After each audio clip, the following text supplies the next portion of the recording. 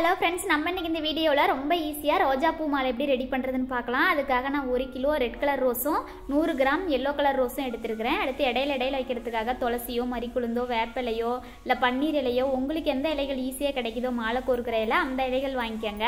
அடுத்து நம்மளுக்கு தேவைக்கு தகுந்த மாதிரி நம்ம கோர்க்க கூட இந்த மாதிரி கட் பண்ணிக்கலாம். இந்த மாதிரி காம்பை ஒட்டி கட் பண்ணிக்காங்க. நீங்கள் கோர்க்கும் போது பாருங்க, கொஞ்சம் ரோஸ் மட்டும் காம்பை ஒட்டி கட் பண்ணி எடுத்து வச்சுக்கிட்டோமா போதும். ஏன்னா அது சென்டராக பார்த்து கோர்க்கறதுக்கு மட்டும் நார்மல் சைஸ் ஊசி எடுத்துக்காங்க. ஊசியில் வந்து நல்லா ஸ்ட்ராங்கான நூலாக ரெட்டையாக போட்டுக்காங்க. ஃபேன்சி ஸ்டோரில் புக் பைண்டிங் நூல்னு கேட்டால் கிடைக்கும். புக்கு தைக்கிறதுக்கெல்லாம் பயன்படுத்துவாங்க இல்லைங்களா, அந்த நூல் பைண்டிங் நூல் நல்லா ஸ்ட்ராங்காக இருக்கும். வாசக்கால் மாலையிலேருந்து எவ்வளோ பெரிய மாலை வேணாலும் கோர்த்துக்கலாம். அந்த நூல் வந்து இந்த மாதிரி ரெட்டையாக போட்டுக்காங்க. ரெட்டையாக போட்டு லாஸ்ட்டில் கொஞ்சம் நூல் விட்டுட்டு ஒரு அரைஜான அளவு நூல் விட்டுட்டு ரோஜா பூ காம்பு வச்சு பூ கட்டுற மெத்தடில் ஒரு கண்ணி கட்டிக்காங்க. அப்படி பூ கட்டுற மெத்தடில் கட்ட தெரியல அப்படின்னா கூட நீங்கள் கயிறு முடி போடுற மாதிரி முடி போட்டுக்கலாம். அது முடி போட்டு காமிக்கிறேன் பாருங்கள். இந்த மாதிரி முடி போட்டுக்கலாம். முடி போட்டுட்டு நம்ம ரோஸ் கோர்க்க ஆரம்பிச்சிடலாம் பாருங்கள். நான் காம்பு கட் பண்ண இல்லைங்களா, அந்த ரோஸ் இந்த மாதிரி கீழே பார்த்த மாதிரி கோர்த்துக்கலாம். இந்த மாதிரி சென்டராக கீழே பார்த்த மாதிரி கோர்த்துக்காங்க. இந்த மாதிரி ஃபஸ்ட்டு மட்டும் கீழே பார்த்த மாதிரி கோர்த்தமா போதும். அடுத்து இந்த மாதிரி காம்போடு இருக்கிற ரோஸை வந்து இந்த மாதிரி ரவுண்டாக கோர்த்துக்கலாம். ஒன்று பக்கத்தில் ஒன்று வர மாதிரி ரவுண்டாக கோர்த்துக்கோங்க. ஆப்போசிட்டாக கோர்த்தோம்னா நம்மளுக்கு அந்த ரவுண்ட் ஷேப் கிடைக்காது. அங்கங்கே கொஞ்சம் கேப்பாக இருக்கிற மாதிரி இருக்கும். அதனால் இந்த மாதிரி ரவுண்டாக ஒரு ரவுண்டுக்கு 5 ரோஸ் வர மாதிரி கேப் இல்லாமல் கோர்த்துக்கோங்க. இந்த மாதிரி ரவுண்டாக கோர்த்துட்டு இந்த மாதிரி காம்பு நல்லா ஒட்டி கட் பண்ணிவிட்டு இந்த மாதிரி மேலே பார்த்த மாதிரி ஒரு ரோஸை கோர்த்துக்கோங்க. நல்லா சென்டராக கோர்த்துட்டு நம்ம நூலில் நகர்த்திக்கலாம். அவ்வளோதான் பாருங்கள். இதே மாதிரியே நம்ம அடுத்தடுத்து கோர்த்துக்கலாம். ஃபஸ்ட்டு நம்ம கீழே பார்த்த மாதிரி ஒரு ரோஸ் வச்சோம் இல்லைங்களா, அது வந்துட்டு இப்போ இந்த இடத்துல அடுத்ததுலேருந்து கோர்க்கறதுல தேவையில்லை. ஃபஸ்ட்டு மட்டும் வச்சா போதும். இந்த இடத்துல வந்து ரவுண்டாக 5 ரோஸ் மட்டும் வச்சுட்டு மேலே பார்த்த மாதிரி ஒரு ரோஸ் கோர்த்தோம் இல்லைங்களா, காம்பை கட் பண்ணிவிட்டு அந்த மாதிரி இந்த இடத்துல 5 ரோஸ் கோர்த்துட்டு மேலே பார்த்த மாதிரி ஒரு ரோஸ் கோர்த்துட்டு நூலில் நகர்த்திக்கலாம். மாலை ஃபுல்லாகவே இந்த மாதிரி தான் வரும். ஃபஸ்ட்டு கோர்க்கும் போது மட்டும் அந்த கீழே பார்த்த மாதிரி கோர்த்தோம் இல்லைங்களா, அது வச்சுக்கலாம். ஏன்னா புதுசாக நிறைய பேர் நம்ம வீடியோ பார்ப்பாங்க இல்லைங்களா, அவங்களுக்கும் கொஞ்சம் ஈஸியாக புரிஞ்சுக்கிற வகையில் ஒவ்வொரு வீடியோலையும் கொஞ்சம் தெளிவாக சொல்லும்போது அவங்களும் ஈஸியாக புரிஞ்சிக்கலாம். அதுக்காக தான் இந்த மாதிரி அரைஜான அளவுக்கு ரோஸ் கோர்த்துட்டு அடுத்து இலை கோர்த்துக்கலாம். உங்களுக்கு எந்த இலைகள் ஈஸியாக கிடைக்குதோ அந்த இலைகள் இந்த இடத்துல கோர்த்துக்கலாம். நல்லா நம்ம விரல் சைஸுக்கு துளசியாக இருந்தாலும் நம்ம விரல் சைஸுக்கு கட் பண்ணி எடுத்துக்கிட்டோமா அந்த மாதிரி டக்குன்னு எடுத்து கோர்த்துக்கலாம். கொஞ்சம் நீளமான இலையாக இருந்தால் கூட கோர்த்துட்டு அதுக்கப்புறமா கட் பண்ணிக்கலாம். ஓரளவுக்கு கொஞ்சம் கட் பண்ணிட்டு நம்ம கோர்க்கும் போது இலையெல்லாம் புசுன்னு இருக்கிற மாதிரி இருக்கும். நம்ம கோர்த்துட்டு கட் பண்ணோமா குச்சா இருக்கிற மாதிரி இருக்கும். அதனால இந்த மாதிரி கட் பண்ணி எடுத்து வச்சுக்கிட்டு கோர்த்துக்கங்க. அடுத்தது எல்லோ கலர் ரோஸ் கோர்த்துக்கலாம் பாருங்க. இதுவும் அதே மாதிரி தான் ரவுண்டாக 5 ரோஸ் வச்சுட்டு காம்பை கட் பண்ணிட்டு மேலே பார்த்த மாதிரி ஒரு ரோஸை கோர்த்துக்கலாம். இந்த மாதிரி அப்பப்போ கோர்க்க கூட நீங்கள் இந்த மாதிரி கட் பண்ணி கோர்த்துக்கலாம். மாதிரி கோர்த்துட்டு நூலில் நகர்த்திக்கலாம் பாருங்கள். அடுத்தது ரெட் கலர் ரோஸ் கோர்த்துக்கலாம் ஒரு செட்டு. அடுத்து மறுபடியும் எல்லோ கலர் ரோஸும் ஒரு செட்டு கோர்த்துக்கலாம். முன்னாடி எவ்வளோ ஹைட்டுக்கு நம்ம இலை கோர்த்தோமோ அதே ஹைட்டுக்கு இந்த இடத்துலையும் இலை கோர்த்துக்கலாம். இலை கோர்த்துட்டு மறுபடியும் இந்த மாதிரி இலை கோர்த்துட்டு மறுபடியும் ஒரு ஜான் அளவுக்கு ரோஸ் கோர்த்துக்கலாம்.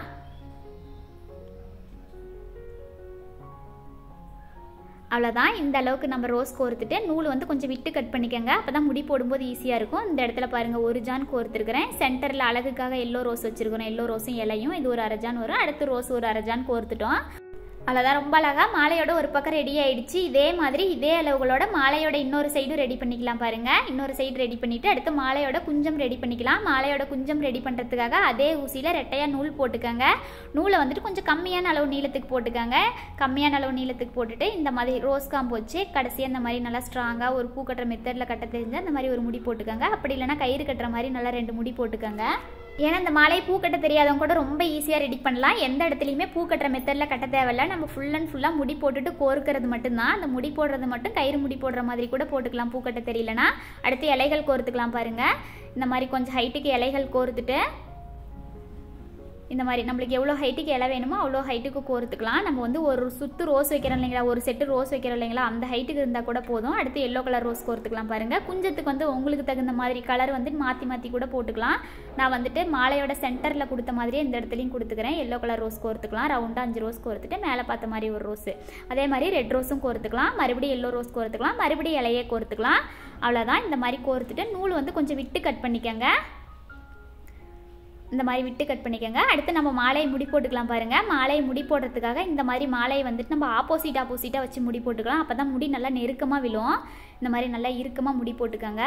நல்லா 3 முடி 4 முடி நல்லா இறுக்கமாக போட்டுட்டு நான் முன்னாடியே சொன்ன மாதிரி வாசக்கால் மாலை இந்த மாதிரி மாலையெல்லாம் ரெடி பண்ணுறீங்கன்னா பைண்டிங் நூலில் ரெடி பண்ணிக்கோங்க. இதே வந்துட்டு நம்ம பூ கட்டுற மெத்தடு இல்லை வேணி ரெடி பண்ணுறோம் அப்படின்னா அது வந்து உள்ள நூலில் ரெடி பண்ணிக்கலாம்.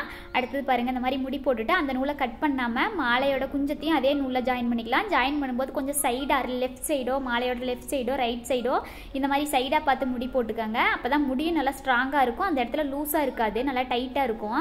இந்த மாதிரி 3 முடி 4 முடி போட்டுட்டு நூலை வந்து ஒட்டி கட் பண்ணாமல் கொஞ்சம் விட்டு கட் பண்ணிக்கோங்க.